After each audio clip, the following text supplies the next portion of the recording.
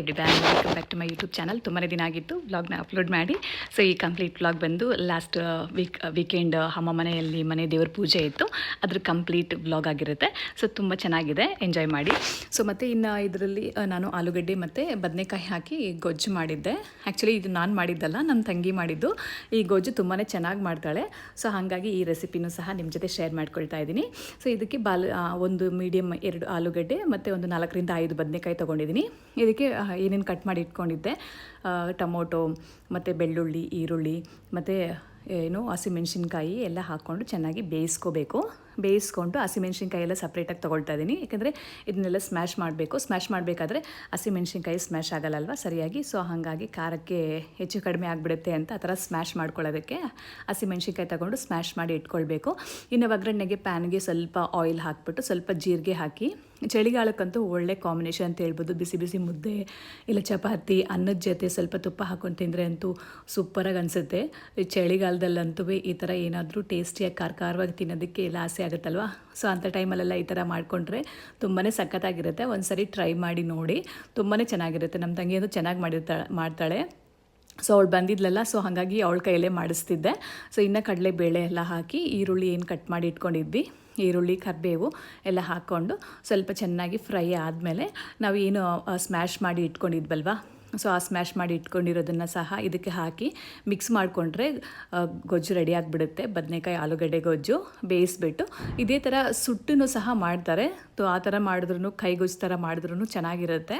So ಈ ಥರ ಸ್ವಲ್ಪ ಜಾಸ್ತಿ ಕ್ವಾಂಟಿಟಿ ಬೇಕು ಅಂದಾಗ ಈ ಥರ ಮಾಡಿಕೊಂಡ್ರೆ ತುಂಬಾ ಚೆನ್ನಾಗಿರುತ್ತೆ. ರೊಟ್ಟಿ ಮತ್ತು ಚಪಾತಿಗಂತೂ ತುಂಬಾ ಚೆನ್ನಾಗಿರುತ್ತೆ. ನಾನಂತೂ ಮುದ್ದೆ ಜೊತೆ ಕಾಂಬಿನೇಷನ್ ಅಂತೂ ಏನು ಹೇಳೋಕ್ಕೆ ಆಗಲ್ಲ. ಮುದ್ದೆ ಜೊತೆನೂ ಚೆನ್ನಾಗಿರುತ್ತೆ, ರೈಸ್ ಜೊತೆನೂ ಚೆನ್ನಾಗಿರುತ್ತೆ, ಚಪಾತಿ ಜೊತೆನೂ ಚೆನ್ನಾಗಿರುತ್ತೆ. ಸೊ ಈ ಥರ ಹಾಕಿಬಿಟ್ಟು ಚೆನ್ನಾಗಿ ಒಂದು ಸ್ವಲ್ಪ ಕುದಿಸ್ಕೊಂಡ್ರೆ ಸಾಕು. ಖಾರ ಏನು ಆಲ್ರೆಡಿ ನಾವು ಹಸಿಮೆಣ್ಸಿನ್ಕಾಯಿ ಹಾಕಿದ್ದೀವಿ, ಖಾರದ ಪುಡಿ ಎಲ್ಲ ಏನೂ ಹಾಕೋದೇ ಬೇಕಾಗಿಲ್ಲ.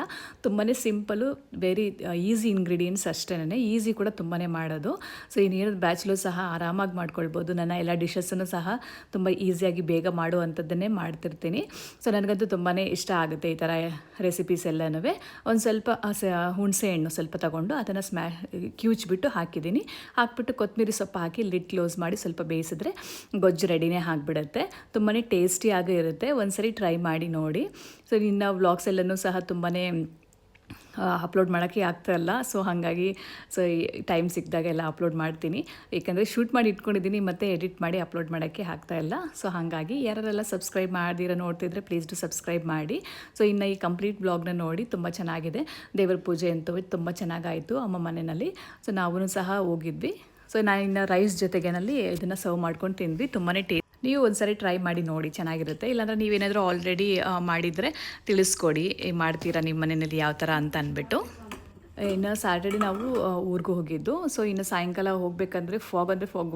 ನಾವು ಇವಾಗಂತೂ ಬೆಂಗಳೂರು ಈ ಕಡೆ ಕೋಲಾರ KGF ಕಡೆ ಎಲ್ಲನೂ ವೆದರ್ ಅಂತೂ ಹೆಂಗಾಗ್ಬಿಟ್ಟಿದೆ, ಎಲ್ಲೋ ಊಟಿನಲ್ಲಿ ಇದ್ದಂಗೆ ಫೀಲ್ ಆಗ್ತಾಯಿದೆ. ಅಷ್ಟು ಫಾಗು. ನೈಟು ಡ್ರೈವ್ ಮಾಡೋಕ್ಕೆ ಆಗ್ತಾಯಿಲ್ಲ, ರೋಡಲ್ಲಿ ಅಷ್ಟು ಫಾಗ್ ತುಂಬ್ಕೊಂಡಿತ್ತು. ಮತ್ತು ಒಳ್ಳೆ ಎಕ್ಸ್ಪೀರಿಯೆನ್ಸು, ತುಂಬ ಚೆನ್ನಾಗಿತ್ತು ಹೋಗೋಕ್ಕೆ. ಮತ್ತು ಈ ಥರ ಫಾಗ್ ತುಂಬಾ ದಿನ ಆಗಿತ್ತು ಈ ಥರ ಫಾಗ್ ಅಷ್ಟೊಂದು ನೋಡಿ. ಈ ನಮ್ಮ ಕಡೆ ಎಲ್ಲನೂ ಬೆಂಗಳೂರಂತೂ ತುಂಬಾ ಚಿಲ್ಡ್ ಅಂತಲೇ ಇದೆ. ಸೊ ತುಂಬಾ ಚೆನ್ನಾಗಿತ್ತು. ಸೊ ನಾವು ಲೇಟ್ ನೈಟೇ ರೀಚ್ ಆದ್ವಿ. ಸೊ ನಾವು ಸ್ವಲ್ಪ ನಾನು ಆಫೀಸ್ ಕೆಲಸ ಎಲ್ಲ ಮುಗಿಸಿ ನಾನು ಭಾನುವಾರ ಪೂಜೆ ಇರೋದ್ರಿಂದಾಗಿ ಸೊ ಹೋಗೋಕ್ಕೆ ಸ್ವಲ್ಪ ಸಾಯಂಕಾಲನೇ ಹೋಗೋಣ ಅಂತ ಅಂದ್ಬಿಟ್ಟು, ಸೊ ಹಿಂಗೆ ನನ್ನ ತಮ್ಮನೂ ಬಂದಿದ್ದ, ಸೊ ಅವ್ರ ಜೊತೆನೇ ಹೋಗೋಣ ಅಂತ ಅಂದ್ಬಿಟ್ಟು ಹೋದೆ.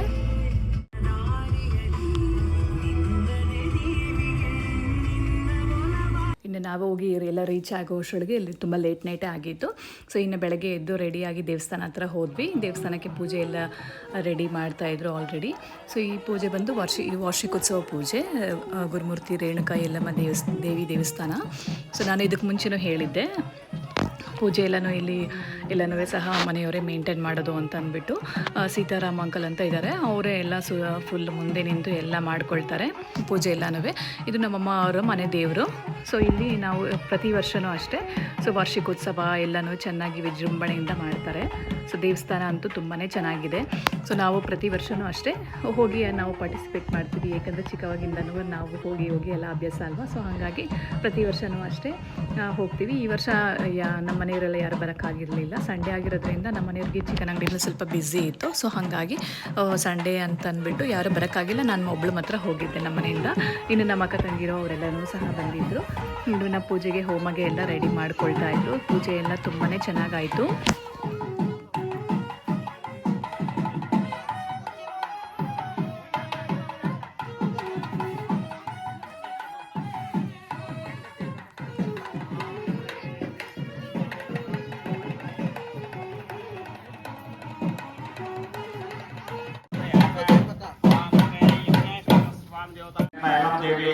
శాంతి హోమాలు జరుగుతుంది కాబట్టి భక్తాదులందరూ కూడా ఈ హోమాల్లో పాల్గొని మహాపూర్ణాంత అయినప్పుడు ఏమైతే మనం మేమే కూర్చొని ముందుగా వినాయకుడికి పూజ చేస్తామో, తర్వాత త్రిమూర్తులకు పూజ చేస్తామో, త్రిమూర్తులకు పూజ చేసిన తర్వాత నవగ్రహాలకు ఆరాధన అయిన తర్వాత హోమాలు చేస్తాము.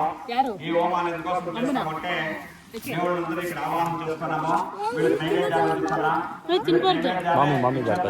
రాజాలో ಹೋಮ ಎಲ್ಲ ಸ್ಟಾರ್ಟ್ ಮಾಡಿದ್ರು. ಹೋಮ ಎಲ್ಲನೂ ತುಂಬಾ ಚೆನ್ನಾಗಾಯಿತು. ಇನ್ನು ಪ್ರತಿ ಮನೆಯಿಂದನೂ ಜೋಡಿಯಾಗಿ ಎಲ್ಲರೂ ಕೂತ್ಕೊಂಡಿದ್ರು ಹೋಮಕ್ಕೆ. ಇನ್ನು ನಮ್ಮ ಮನೆಯಿಂದ ನಮ್ಮ ತಮ್ಮ ಮತ್ತು ನಮ್ಮ ತಮ್ಮನ ಹೆಂಡತಿ ಕೂತ್ಕೊಂಡಿದ್ರು ಪೂಜೆಗೆ. ಸೊ ನಾವು ಹೋದ ವರ್ಷ ನಾನು ನಮ್ಮ ಮನೆಯವರು ಸಹ ಕೂತ್ಕೊಂಡಿದ್ವಿ. ತುಂಬಾ ಚೆನ್ನಾಗಿತ್ತು, ಒಳ್ಳೆ ಬ್ಲೆಸ್ಸಿಂಗ್ ಡೇ ಅಂತ ಅನಿಸಿತ್ತು. ಸೊ ಇನ್ನು ಊರಲ್ಲಿರೋರು ಎಲ್ಲರೂ ಸಹ ಪೂಜೆಗೆ ಬಂದಿದ್ದರು. ಇದು ಒಂದು ನಮ್ಮದು ಚಿಕ್ಕ ಊರು. ಸೊ ಸ್ವಲ್ಪ ತುಂಬ ಜನ ಅಂದರೆ ಎಷ್ಟು ಜನ ಇದ್ದಾರೋ ಆಲ್ಮೋಸ್ಟ್ ಎಲ್ಲ ಮನೆಯಿಂದನೂ ಯಾರಾದರೂ ಒಬ್ಬರು ಬಂದಿದ್ದರು. ಇನ್ನು ಮಧ್ಯಾಹ್ನ ಮತ್ತು ಸಾಯಂಕಾಲ ಬೆಲ್ಲದ ಆರತಿನೂ ಸಹ ಇತ್ತು. ಸೊ ಬೆಲ್ಲದ ಆರತಿ ಎಲ್ಲನೂ ಸಹ ಚೆನ್ನಾಗಾಯಿತು. ಪೂಜೆ ಮಾತ್ರ ತುಂಬಾ ಚೆನ್ನಾಗಾಯಿತು.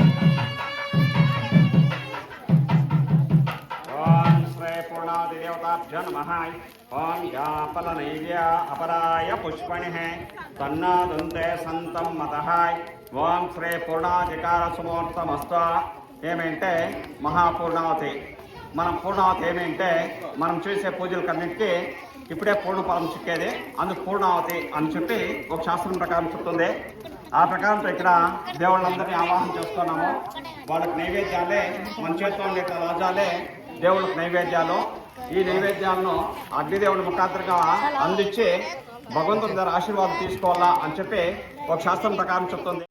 ಇನ್ನು ಪೂಜೆ ಹೋಮ ಎಲ್ಲ ಆದಮೇಲೆ ಇನ್ನು ಕಲಶಾಭಿಷೇಕ ಮಾಡಬೇಕು ಅಂತ ಅಂದ್ಬಿಟ್ಟು ರೆಡಿ ಮಾಡ್ಕೊಳ್ತಾ ಇದ್ರು. ಇನ್ನು ದೇವಿಗೆ ಅಭಿಷೇಕ ಎಲ್ಲ ಮಾಡಲಿಕ್ಕೆ ಹೋಗಿ ದೇವ್ರದ ಅಭಿಷೇಕ ಎಲ್ಲ ಮಾಡಿ ಮತ್ತು ಅಲಂಕಾರ ಎಲ್ಲನೂ ಮಾಡೋಕ್ಕೆ ಶುರು ಮಾಡ್ತಾರೆ. ಒಂದು ದಿನ ಪೂರ್ತಿನ ಪೂಜೆನಲ್ಲೇ ಆಯಿತು. ತುಂಬಾ ಚೆನ್ನಾಗಾಯಿತು ಮತ್ತು ಏನೋ ಒಂಥರ ಸ್ಪೆಷಲ್ ಫೀಲ್ ಆಯಿತು. ಈ ಥರ ಈ ಸರಿ ಮಾತ್ರ ದೇವ್ರ ದರ್ಶನ ಮಾಡಿದ್ದು, ದೇವ್ರ ಸೇವೆ ಮಾಡಿದ್ದಂತೂ. ಸೊ ಪ್ರತಿ ವರ್ಷನೂ ಮಿಸ್ ಮಾಡಿದ್ರೆ ಈ ಅವಕಾಶನ ಮಿಸ್ ಮಾಡ್ಕೊಳ್ಳೋಕ್ಕೆ ಹೋಗಲ್ಲ.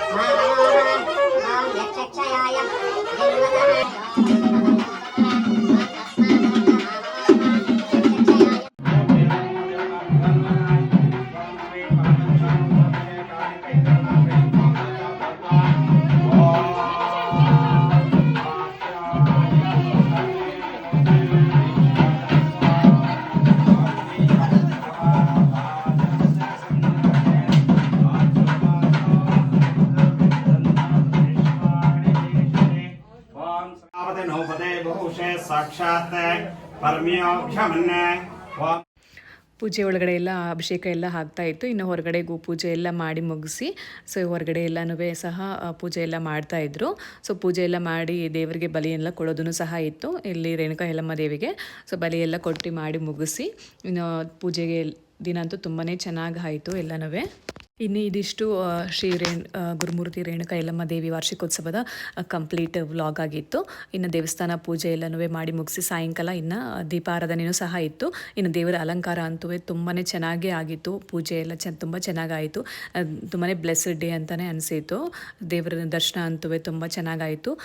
ದೇವಸ್ಥಾನದ ಅರ್ಚಕರು ಸಹ ಅಷ್ಟೇ, ಪೂಜೆ ಅಂತೂ ತುಂಬಾ ಚೆನ್ನಾಗಿ ಮಾಡ್ತಾರೆ. ಪ್ರತಿ ಸರಿನೂ ಈ ದೇವಸ್ಥಾನದಲ್ಲಿ ಅಭಿಷೇಕ ಎಲ್ಲ ಮಾಡಿಸ್ಬೇಕಂತಂದರೆ ಅವ್ರನ್ನೇ ಕರೆಸ್ತೀವಿ ನಾವು. ಇನ್ನು ಸಾಯಂಕಾಲ ಇನ್ನು ಐನೂರೆಲ್ಲ ಪೂಜೆ ಎಲ್ಲ ಮಾಡಿ ಮುಗಿಸಿ ಹೋದ್ಮೇಲೆ ತಂಬಿಟ್ಟ ಆರತಿ ಎಲ್ಲನೂ ಸಹ ಇತ್ತು. ಇನ್ನು ಸಾಯಂಕಾಲ ಎಲ್ಲರೂ ತಂಬಿಟ್ಟ ಆರತಿ ಎಲ್ಲ ಮಾಡ್ಕೊಂಡು ಬಂದು ಮತ್ತು ಸಾಯಂಕಾಲ ಇನ್ನು ದೇವ್ರ ಮೆರವಣಿಗೆನೂ ಮಾಡಿಸ್ತಾರೆ. ಸೊ ಆ ದೇವ್ರ ಮೆರವಣಿಗೆ ಟೈಮ್ಗೆ ಸಹ ನಾವು ಹೋಗಿದ್ವಿ. ತುಂಬ ಚೆನ್ನಾಗಿತ್ತು. ಸೊ ಇದು ಇಷ್ಟು ಕಂಪ್ಲೀಟ್ ವಾರ್ಷಿಕೋತ್ಸವ ಇಷ್ಟ ಆಗಿದೆ ಅಂತ ಅಂದ್ಕೊಳ್ತೀನಿ.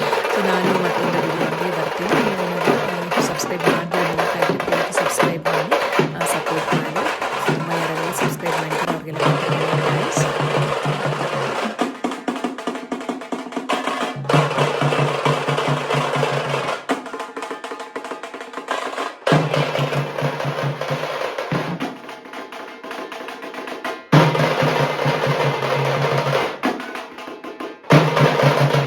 ಇನ್ನು ಸಾಯಂಕಾಲ ಮಕ್ಕಳೆಲ್ಲ ಸ್ವಲ್ಪ ಹೊರಗಡೆ ಹೋಗೋಣ ಅಂತ ಅಂದ್ಬಿಟ್ಟು ಹೋಗಿದ್ವಿ. ಲೇಟ್ ನೈಟ್ ಆಗಿತ್ತು. ಸ್ವಲ್ಪ ಹೋಗಿ ಐಸ್ ಕ್ರೀಮ್ ಎಲ್ಲ ತಿನ್ಕೊಂಡು ಬಂದು ಈ ವ್ಲಾಗ್ ಕಂಪ್ಲೀಟ್ ಆಯಿತು. ನೆಕ್ಸ್ಟ್ ಡೇ ಮಾರ್ನಿಂಗ್ ನನಗೂ ಆಫೀಸ್ ಕೆಲಸ ಇರೋದ್ರಿಂದಾಗಿ ನಾನು ಹೊಟ್ಟಿಗೆ ಬಂದೆ. ಇದಿಷ್ಟು ಕಂಪ್ಲೀಟ್ ನನ್ನ ವ್ಲಾಗ್ ಆಗಿತ್ತು. ಪ್ಲೀಸ್ ಡೂ ಲೈಕ್ ಮಾಡಿ, ಶೇರ್ ಮಾಡಿ, ಆಮೇಲೆ ಸಬ್ಸ್ಕ್ರೈಬ್ ಮಾಡೋದನ್ನು ಮರಿಬೇಡಿ.